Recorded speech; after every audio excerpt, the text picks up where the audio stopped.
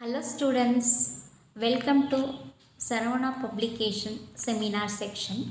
நம்ம February 26க்காக இந்த seminar section அவங்க அரேஞ்ச் பண்ணியிருக்காங்க. ரமணா மாடல் பேப்பரை வச்சு உங்களுக்கு நான் இந்த செஷனை எக்ஸ்பிளைன் பண்ண போகிறேன்.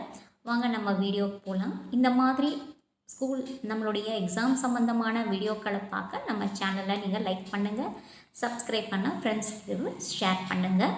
நம்மளுடைய பிரவீன் பூர்வா பேப்பரில் நம்மளுக்கு வாலிவதை படலம், கவிதை பூங்கா, இலக்கிய வரலாறு போன்ற பகுதிகள் இருக்குது. இது ரெகுலர் தமிழ் எழுதுகிறவங்களுக்கு இது சிலபஸ். ஆசான் பரீட்சை எழுதவர்களுக்கு அது தனியாக இருக்குது. நம்ம என்ன எழுத போகிறோங்கிறத கொஸ்டின் பேப்பரில் கரெக்டாக பார்த்து நீங்கள் ஆன்சர் பண்ண ஆரம்பிக்கணும். ஆன்சர் பண்ணுறதுக்கு முன்னாடி நம்மளுக்கு 3 மணி நேரம் இருக்குது. 100 மார்க்ஸ்க்கு நம்ம எழுத போகிறோம். ஃபஸ்ட்டு ஆன்சர் புக்லெட்டை வாங்கின உடனே ஃபஸ்ட்டு மறக்காமல் உங்களுடைய ரோல் நம்பரை தெளிவாக எழுதுங்க. உங்களுடைய சென்டர் நேமை கரெக்டாக எழுதி முடிங்க. அதன் பிறகு ஒவ்வொரு பேஜுக்கும் மறக்காமல் பேஜ் நம்பர் போட்டு கொஸ்டின்ஸ் எழுத ஆரம்பிங்க. கொஸ்டின் பேப்பரை வாங்கின உடனே மறக்காமல் செய்ய வேண்டிய ஒன்று, அதை நம்ம படித்து பார்க்கணும். படித்து பார்த்து நம்ம இந்த கொஸ்டினில் பிரிவு 1லேருந்து என்ன எழுத போகிறோம், பிரிவு 2லேருந்து என்ன எழுத போகிறோங்கிறத பென்சில் வச்சு நீங்கள் டிக் பண்ணிக்கோங்க. ஓகேவா? அது பண்ணிவிட்டு நீங்கள் எழுத ஆரம்பிச்சிங்கன்னா எழுதும்போது அந்த ஒரு சில நிமிடங்கள் உங்களுக்கு உபயோகமாக இருக்கும் பின்னாடி செக் பண்ணும்போது. ஓகேவா? நம்மளுக்கு முதல் பிரிவில் நம்ம எவையேனும் 4 வினாக்களுக்கு நம்ம என்ன பண்ண போகிறோம், விடை எழுத போகிறோம். எவையேனும் 4 வினாக்களுக்கு நம்ம விடை எழுத போகிறோம். அந்த விடை நம்ம எழுதும்போது அந்த விடை எழுதும்போது கவனிக்க வேண்டிய ஒன்று என்னன்னா, முதல் ரோமனில் பிரிவு 1ல் 4 கொஸ்டின் நம்ம எழுதணும். அது ஃபஸ்ட்டு 1 கொஸ்டின், முதல் கொஸ்டின் அதில் என்ன கொடுத்துருக்காங்க, இடஞ்சுட்டி பொருள் விளக்கம் தருக அப்படின்னு கொடுத்துருக்காங்க. கொஸ்டினில் என்ன கொடுத்துருக்காங்க, நம்ம எஸ்ஏ டைப் கொஸ்டின், இ, இதெல்லாம் எஸ்ஏ டைப் கொஸ்டின். முதல்ல நீங்கள் முடிவு பண்ணிக்கோங்க, நம்ம என்ன எழுத போகிறோம்னு டிசைட் பண்ணிக்கோங்க. இடஞ்சுட்டி பொருள் நீங்கள் எழுதினாலும் அதில் நீங்கள் 3 கண்டிப்பாக இடஞ்சுட்டி பொருள் விளக்கத்தை எழுத வேண்டும். ஓகேவா? இல்லை நான் இடஞ்சுட்டி பொருள் எனக்கு தெரியாது, நான் எஸ்ஏ டைப் கொஸ்டின் எழுதுறேன்னா கீழே ஆ, இ, ஊ வரைக்கும் உங்களுக்கு கொஸ்டின்ஸ் இருக்கு இல்லையா, அதுலேருந்து 4 கொஸ்டின்ஸ் கண்டிப்பாக எழுதுங்க. இடஞ்சுட்டி பொருளை நீங்கள் விட்டுட்டு கீழே இருக்கிறதை எழுதுனீங்கன்னா அதுலேருந்து 4 கொஸ்டின்ஸ் கண்டிப்பாக எழுதணும். இடஞ்சுட்டி பொருள் எழுதிட்டேன், நான் அதில் 3 எழுதிட்டேன், இன்னும் 1 எழுதினா போதும்னு நினைத்து கொள்ளாதீர்கள். அந்த இடஞ்சுட்டி பொருளை நீங்கள் 3 இடஞ்சுட்டி பொருள் விளக்கினாலும் அது ஒரு கேள்வியாக தான் கன்சிடர் பண்ணப்படும். ஓகேவா? அதன் பிறகு நீங்கள் கீழேருந்து கண்டிப்பாக 3 கேள்விகளுக்கு பதில் அளிக்கிற மாதிரி இருக்கும். ஒரு கொஸ்டின் நீங்கள் இடஞ்சுட்டி பொருள் எழுதினீங்கனாலும் கீழே இருந்து 3 கேள்விகளுக்கு நீங்கள் பதில் அளிக்க வேண்டும். மொத்தம் 4 கேள்விகளுக்கு நம்ம விடை அளிக்கணும். அது நன்றாக புரிந்து கொள்ளுங்கள். ஓகேவா? முதல் கேள்வி, பார்க்கடல் கிடந்ததே அணைய பான்மையான் அப்படிங்கிற ஒரு இஆர்சி கொடுத்துருக்காங்க. இடம் சுட்டி பொருள் விளக்குக. இடம் எந்த இடத்துலேருந்து கொடுத்துருக்காங்க, எந்த பாடல் வரிகள் இது அப்படிங்கிறத எழுதணும். அதனுடைய மீனிங் என்ன, அதனுடைய விளக்கம் என்ன அப்படிங்கிறத எழுதணும். ஓகேவா? இப்போ நீங்கள் 1க்கு அதுக்கு நேராக இப்போ நம்ம மதிப்பெண்கள் எழுதணும். 4 கொஸ்டின்ஸ் எழுத போகிறோம். ஸோ இல்லையா? ஸோ 4 கொஸ்டினுக்கு நம்மளுக்கு 15 மதிப்பெண்கள் இன்ட்டு = போட்டு 60 மதிப்பெண்கள். மதிப்பெண்கள் எழுதும்போது அது திருத்தவர்களுக்கு உதவியாக இருக்கும். ஓகேவா? நம்ம 2வது இடஞ்சுட்டி பொருள் எழுதிங்கன்னா நம்பர் 2 குணமும் இல்லை குலமுதற்கு ஒத்தன, அதை எழுதிட்டு அதற்கீழே இடம் பொருள் விளக்கம்னு எழுதுங்க.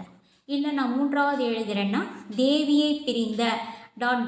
வச்சுட்டு நீங்கள் கீழே இடம் பொருள் விளக்கம் எழுதலாம். இல்லை 4வது எழுதுறீங்கன்னா ஈரமாவதும் இற்பிறப்பாவதும், ஈரமாவதும் ... வச்சுட்டு நீங்கள் இடம் பொருள் விளக்கம் எழுதலாம். அடுத்தது, அதாவது இந்த பாடல் வரிகள் எந்த இடத்துலேருந்து கொடுத்துருக்காங்க, யார்கிட்ட சொன்னது, அதற்குரிய எக்ஸ்பிளனேஷன் என்னது, புரிஞ்சுதா? அதை நம்ம எழுதுறோம். எப்படி நம்ம ஹிந்தியில் எழுதுகிறோம் இல்லையா, அந்த மாதிரி தமிழில் நம்ம எழுதுவோம். இடம் சொல்லணும், பொருள் அதனுடைய அர்த்தம் சொல்லணும், அதுக்கு விளக்கி நம்ம எழுதணும். ஓகேவா? அடுத்தது ஆர்த்த ஓசை ஈசன் உண்ட அப்படின்னு டாட் டாட் வச்சுட்டு நீங்கள் அதையும் எழுதலாம். ஸோ 5 கொடுத்துருக்கு. 5ல் 3க்கு இடம் சுட்டி பொருள் விளக்கினீங்கள் என்றால் அந்த 3 பதில்களும் ஒரு ஆன்சராக கன்சிடர் பண்ணப்படும். ஓகேவா? இப்போ நீங்கள் அதை முடிச்சுட்டு இப்போ நான் கொஸ்டின் எழுத போகிறேன்னா, வாலிக்கும் சுக்ரீவனுக்கும் நடந்த போரினை பற்றி விளக்குக. ஸோ அவங்க 2 பேருக்கும் இடையில் எப்படி சண்டை நடந்ததுங்கிறத முதல்ல இன்ட்ரடக்ஷன் கொடுங்க. அதுக்கப்புறம் சைடு டிங்ஸ் போட்டு அந்த போர் எப்படி நடந்தது, அதில் அமைந்த காட்சி அமைப்பை வர்ணித்து நீங்கள் நல்லா டீட்டெயிலாக எழுதுங்க. அதை முடிச்சுட்டு முடிவுரை எழுதுங்க. ஸோ இந்த மாதிரி எஸ்ஏ எழுதுனீங்கன்னா கண்டிப்பாக நிறைய மதிப்பெண்கள் பெறலாம். அடுத்தது கொஸ்டின் நம்ம எழுதுகிறோன்னா, சுக்ரீவனுடன் போர் ஏற்பட்ட போது ராமனின் பெருதுணை கொண்டே வந்துள்ளான் என்று கூறிய போது வாலிக்குரியவற்றை எழுதுக. சுக்ரீவனுடன் போர் புரிய புறப்பட்ட வாலியிடம் தாரை சொல்கிறா, உங்கள் அண்ணன் ராமனோட தான் வந்திருக்கான் அப்படின்னு சொல்லும்போது அதனுடைய பேசிய வார்த்தைகள், அவங்களுடைய டைலாக்ஸ் எல்லாம் இருக்கும். ஓகேவா? ஸோ நீங்கள் அதை அழகாக எக்ஸ்பிளைன் பண்ணி முன்னுரை எழுதுங்க. வேறெவர் பாசிபிள் நீங்கள் எக்ஸாம்பிள் கொடுத்து எழுதலாம். அந்த டைலாக்ஸை எக்ஸாம்பிளை எழுதி கூட விளக்கலாம். அதன் பிறகு அந்த ஒவ்வொரு இதுக்கும் நீங்கள் சைடிலிங் கொடுத்து எழுதுங்க. கண்டிப்பாக முடிவுரையோட கட்டுரையை முடிக்கணும். ஓகேவா? பகுதியில் குற்றால திரிகூட மலையின் சிறப்புகளாக திரிகூட ராசப்ப கவிராயர் கூறும் கருத்துக்கள் யாவையும் கொடுத்துருக்காங்க.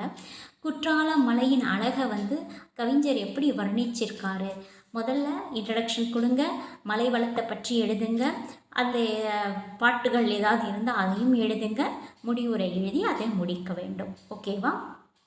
கொஸ்டின் எழுதுறீங்கன்னா, அயோத்தியா காண்டம் கங்கை படலம் என்னும் பகுதியில் சொல்லப்பட்டுள்ள கருத்துக்கள் என்ன அப்படின்னு கேட்டிருக்காங்க. ஸோ அதை நீங்கள் ஹெட்டிங் போட்டு இன்ட்ரடக்ஷன் கொடுங்க. முதல் முன்னுரை, கீழே குறிப்பு சட்டம் போட்டு இதெல்லாம் எழுதலாம். முன்னுரை எழுதுகிறோம், கீழே சப்ஹெட்டிங்ஸ் கொடுங்க, முடிவுரை போட்டு எழுதலாம். ஓகேவா? அயோத்தியா காண்டம் எப்படி இருந்தது அப்படின்னு சொல்லிட்டு. ஓகேவா? அதே போல் குடும்ப விளக்கு என்னும் பாடலில் பாரதிதாசனின் விருந்தோம்பலின் முறை, விருந்தோம்பல்ங்கிறதே தமிழர்களுக்குரிய சிறந்த பண்பு இல்லையா? ஸோ முதல்ல பாரதிதாசன் ஆசிரியர் குறிப்பு எழுதுங்க. அதுக்கப்புறம் இந்த விருந்தோம்பலுடைய சிறப்பம்சம் என்னன்னு எழுதுங்க. அதுக்கப்புறம் அதில் அவர் என்னென்ன சொன்னாருங்கிறதை எழுதுங்க. முடிவரையோடு அந்த கேள்வியையும் முடிக்கணும். சரியா? இதில் நீங்கள் எக்ஸ்ட்ராவாக ஒரு கொஸ்டின் படிச்சுக்கணுன்னா, சிலப்பதிகாரத்தில் மதுரை காண்டத்தின் கருத்து என்னன்னு படித்து வச்சுக்கோங்க. ஸோ நீங்கள் என்ன பிரிவு 1ல் மொத்தம் 4 கேள்விகளுக்கு பதிலளிக்க வேண்டும். நான் எல்லாமே எஸ்ஏ கொஸ்டின் தான் எழுத போகிறீங்கன்னா 4 கொஸ்டின் எஸ்ஏ கொஸ்டின் எழுதுங்க. நீங்கள் கொஸ்டின் சேர்த்து எழுதும்போது கீழேருந்து 3 எழுதணும், கொஸ்டினோட சேர்த்து 3 கொஸ்டின் கீழே எழுதணும். ஓகேவா? அதை மனசில் நல்லா ஞாபகம் வச்சுட்டு எழுதுங்க. ஓகேவா? இப்போ நம்ம பிரிவு 2க்கு போகலாம். பிரிவு 2ல் 2ற்கு விரிவான விடை தருக அப்படின்னு கொடுக்குறாங்க. ஓகேவா? சங்க காலம் ஒரு பொற்காலம் அப்படின்னு சொல்லியிருக்காங்க. சங்க காலம் எப்படி இருந்தது, ஏன் அதை கோல்டன் பீரியட்னு சொல்கிறாங்க அப்படிங்கிறத ஃபஸ்ட்டு முன்னுரை எழுதுங்க. சைடெட்டிங்ஸ் போட்டு நல்லா எக்ஸ்பிளைன் பண்ணுங்கள். எக்ஸ்பிளைன் பண்ணிவிட்டு கடைசியில் முடிவுரை எழுதுங்க. அடுத்தது இப்போ நீங்கள் என்ன பண்ணணும், இப்போ 2 கொஸ்டின் நம்ம எழுத போகிறோம். ஸோ விரிவான விடைன்னு ஹெட்டிங் போட்டு 2 × 20 போட்டு 40 மார்க்னு எழுதிக்கோங்க. இப்போ 2வது கொஸ்டின் எழுதுறீங்கன்னா 2 காப்பியங்கள்னு சென்டரில் ஹெட்டிங் போடுங்க. போட்டுட்டு முன்னுரை, கீழே சப்ஹெட்டிங்ஸ் போட்டு பாயிண்ட்ஸ் எழுதணும். எக்ஸ்பிளைன் பண்ணுங்கள் எஸ்ஏவை. அதன் பிறகு முடிவுரை போட்டு அந்த கட்டுரையை முடிக்கணும். உரையாசிரியர்கள் அப்படின்னு நான் எழுதுறேன்னா 3 உரையாசிரியர்கள் தலைப்பு போட்டு முன்னுரை, அதற்கு கீழே யார் யாரையா உரையாசிரியர்கள் இருந்தாங்க, எந்த காலத்துலேருந்து எப்படி இருந்தாங்க, பழைய காலத்தில் எப்படி இருந்தாங்க, இப்போ எப்படி இருக்காங்க அப்படிங்கிறத சார்ட் போட்டு கூட எக்ஸ்பிளைன் பண்ணி நீங்கள் எழுதலாம். அந்த மாதிரிலாம் எழுதுகிறோன்னா நம்ம மதிப்பெண்கள் பெற அது உதவியாக இருக்கும். ஒவ்வொரு பாயிண்ட்ஸையும் நல்லா எக்ஸ்பிளைன் பண்ணுங்கள். கடைசியாக முடிவுரை எழுதுங்க. சிறுகதைகள், அந்த காலத்தில் சிறுகதைகள் வளர்ச்சி எப்படி இருந்தது, எப்படி ஆரம்பமாச்சு, எப்படி அது வளர்ச்சி அடைந்தது, அப்படிங்கிறத பற்றி சிறுகதைகள் அழகாக எக்ஸ்பிளைன் பண்ணி நம்ம எழுதலாம். அந்த சிறுகதைகளுடைய பெயர்கள்லாம் எழுதுங்க, அந்த ஆசிரியர்கள் எப்படி எழுதியிருந்தாங்கங்கிறத அவங்களுடைய கருத்துக்களை எழுதுங்க. ஸோ தமிழை பொறுத்த வரைக்கும் நம்ம நிறைய நம்மளை சொந்தமாக அந்த கருத்துக்கு தகுந்த மாதிரி எக்ஸாம்பிள் அந்த கொடுத்து நீங்கள் எழுதுனா உங்களுக்கு நிறைய மதிப்பெண். சிறுகதைகளுடைய எக்ஸாம்பிள், சிறுகதை ஆசிரியர்களுடைய எக்ஸாம்பிள் அந்த மாதிரி கொடுத்து நீங்கள் எழுதலாம். ஓகேவா? ஸோ எது எழுதினாலும் முன்னுரை எழுதுங்க, சைட் ஹெட்டிங்ஸ் போட்டு உள்ள எஸ்ஸே எழுதுங்க, கடைசியாக முடிவுரையோடு அந்த கட்டுரையை நீங்கள் முடிக்கணும். இது நம்ம பிரிவு 2லேருந்து 2 விரிவான விடை நம்ம எழுத போகிறோம். இனி 2 கொஸ்டின்ஸ் நம்ம எழுத போகிறோம். ஓகேவா? இது தமிழ் மாணவர்களுக்கு உண்டான கொஸ்டின். ஓகேவா? நீங்கள் ஆசான் பரீட்சா ஈஸி பேப்பர் எழுதுறீங்க அப்படின்னு நினைத்தால் கீழே இருக்கிற ஈஸி பேப்பரை நீங்கள் எழுதணும். ஹிந்தியில் கொஸ்டின்ஸ் கொடுத்துருக்காங்க, ஆனால் நீங்கள் எழுதும்போது தமிழில் எழுதுவீங்க. ஸோ ஃபஸ்ட்டு கொஸ்டின் உங்களுக்கு என்ன கொடுத்துருக்காங்க, 2 प्रश्नों का उत्तर 15 वाक्यों में लिखिए. 15 வாக்கியங்களில் நீங்கள் 2 கொஸ்டினுக்கு விடை தரணும்.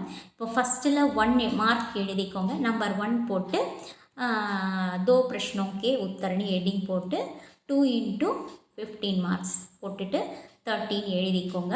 ஸோ நீங்கள் 1 எழுதுறீங்கன்னா நம்பர் 1 போட்டு அதை எழுதுங்க.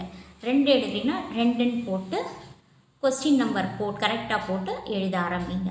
3 எழுதுறீங்கன்னா 3ன்னு போட்டு ஆன்சர் எழுதுங்க. 4 எழுதுறீங்கன்னா 4ன்னு போட்டு ஆன்சர் எழுதுங்க.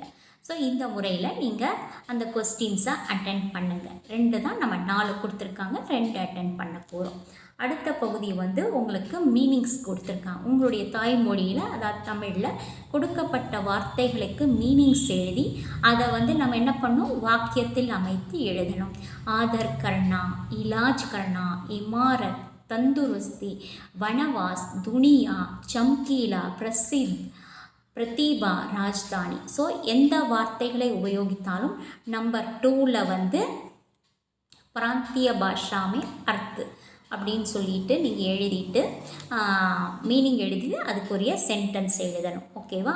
ஆதர் கர்ணாக்கு மீனிங் எழுதுங்க, அதை அதாவது தமிழில் எழுதணும். எல்லாமே நீங்கள் ஆன்சர் தமிழில் தான் எழுத போகிறீங்க. அதனுடைய தமிழ் மீனிங் என்ன, அதை உபயோகித்து ஒரு வாக்கியம் அமைத்து எழுதணும். அதே போல் இன்னும் 2 प्रश्नों के उत्तर 5 4 கொஸ்டின் கொடுத்துருக்காங்க. நீங்கள் நம்ம எத்தனை கொஸ்டின் எழுத போகிறோம், 2 கொஸ்டின் எழுத போகிறோம். किसान कहाँ रहते हैं, वे क्या काम करते हैं, அதை பற்றி சொல்லியிருக்காங்க. அதை பற்றி நீங்கள் நம்பர் 3ல் 1 எழுதுறீங்கன்னா அதற்குரிய ஆன்சர் எழுதுங்க. நீங்கள் 3ல் 3 எழுதுறீங்களா, किन बातों पर आदर करना करते हैं, भारत के बारे में आप क्या जानते हैं, ஷாஜஹான் ने ताजमहल क्यों बनवाया. எந்த கொஸ்டின் நீங்கள் அட்டென்ட் பண்ணாலும் கொஸ்டின் நம்பரை தெளிவாக எழுதி ஆன்சரை எழுதுங்க. ஓகேவா? மார்க்கை கரெக்டாக சைடில் எழுதுங்க. அதே போல் அடுத்தது நீங்கள் சாராம்சம் எழுத போகிறீங்க. நம்பர் 4ல் இப்போது நயா மந்திரி, தாஜ்மஹால், ஹமாரா பாரத், பர்த்தன் கே பச்சி. ஸோ சாராம்சம் எழுதும்போது எப்போவுமே இன்ட்ரடக்ஷன் எழுதுங்க, சாராம்சம் எக்ஸ்பிளைன் பண்ணி எழுதுங்க. அதன் பிறகு நீங்கள் முனிஷ்கர்ஸ், முடிவுரை, அதாவது ஹிந்தியில் நம்ம சொல்கிற மாதிரி முன்னுரை, கட்டுரையை சைட் ஹெட்டிங் போட்டு எழுதுங்க, முடிவுரை எழுதி முடிக்கணும். அதே போல் கடைசி ரோமன் அனுவாத், டிரான்ஸ்லேஷன். ஓகேவா? அந்த கொடுக்கப்பட்டிருக்க வரிகளுக்கு நம்ம மொழிபெயர்ப்பு செய்து தமிழில் எழுதணும். ஸோ ஆசான் பரீட்சை குழந்தைகள் உங்களுடைய கேள்விகளை சரியாக பார்த்து நீங்களும் தெளிவாக விடை எழுதுமாறு கேட்டுக்கொள்கிறேன். ஓகேவா? இந்த ரமணா பப்ளிகேஷனுடைய இந்த செமினார் உங்களுக்கு உதவியாக இருக்குன்னு நான் நம்புகிறேன். எக்ஸாம் எழுத போகிற எல்லா குழந்தைகளுக்கும் all the best. Thank you students.